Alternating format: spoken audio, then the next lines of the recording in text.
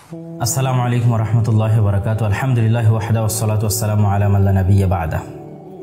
প্রিয় দেশবাসী, আপনারা অবগত আছেন যে সম্প্রতি ঢাকা বিশ্ববিদ্যালয়ে একজন মানসিক ভারসাম্যহীন পাগল প্রকৃতির একজন মানুষকে নির্মমভাবে পিটিয়ে হত্যা করা হয়েছে। সেক্ষেত্রে আমরা প্রথমত যেটি বলতে চাই সেটি হচ্ছে রাসূলুল্লাহ সাল্লাল্লাহু আলাইহি ওয়াসাল্লামের ভাষ্য অনুযায়ী 3 ধরনের মানুষ যে কোনো প্রকার জবাবদিহিতা থেকে মুক্ত।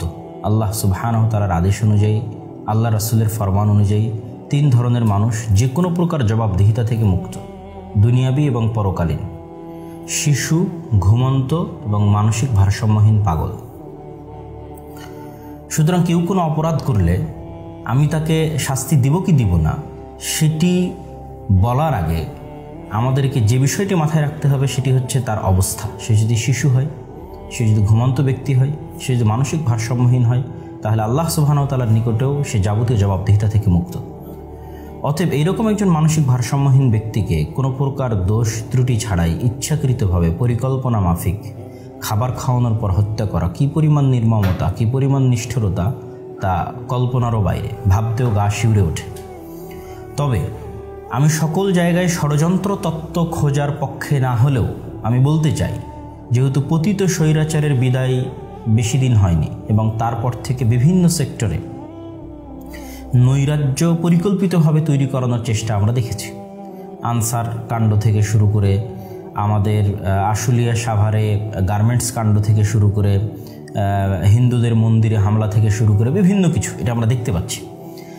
যেহেতু এখানে একটা বড় স্টেক হোল্ডার হচ্ছে ঢাকা বিশ্ববিদ্যালয়ের স্টুডেন্টসরা, সেহেতু ঢাকা বিশ্ববিদ্যালয়ের স্টুডেন্টসদের যে গ্রহণযোগ্যতা, তাদের প্রতি মানুষদের যে সফট কর্নার, তাদের প্রতি মানুষদের যে ভালোবাসা, সেটিকে কিভাবে কালিমাযুক্ত করা যায়, সেটিকে কিভাবে ধুলায় মিশিয়ে দেওয়া যায়, সেটিকে সামনে রেখে কোনো কুচক্রী মহল ইচ্ছাকৃতভাবে পরিকল্পিতভাবে তাদের লোক দিয়েই, যদিও তারা ছাত্র বিষয়ক ইউনিভার্সিটিতে আছে, তাদের লোক দিয়ে এই ধরনের ঘটনা ঘটিয়ে থাকতে পারে।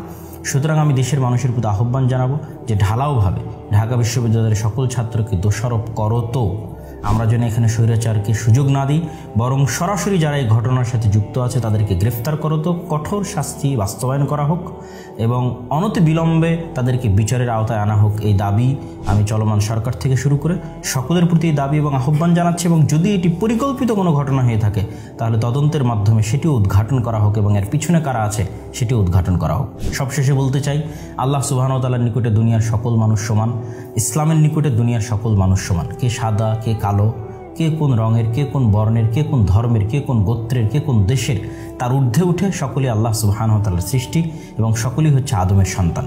এই জন্য ইসলামের সবচেয়ে বেশি গুরুত্ব পায় মানুষের জীবন, মানুষের জানের হেফাজত। ইসলামের সকল হালাল হারাম হয়ে যেতে পারে মানুষের জীবন বাঁচানোর জন্য, সকল হারামও হালাল হয়ে যেতে পারে মানুষের জীবন বাঁচানোর জন্য। মানুষের জীবন হেফাজতের চাইতে, মানুষের জীবন রক্ষার চাইতে ইসলাম এবং আল্লাহ সুবহানাহু ওয়া তাআলার নিকটে গুরুত্বপূর্ণ কিছু নাই। অতএব আমরা পরস্পর প্রতি শ্রদ্ধাশীল হই, মানুষের জীবন রক্ষার চেষ্টা করি।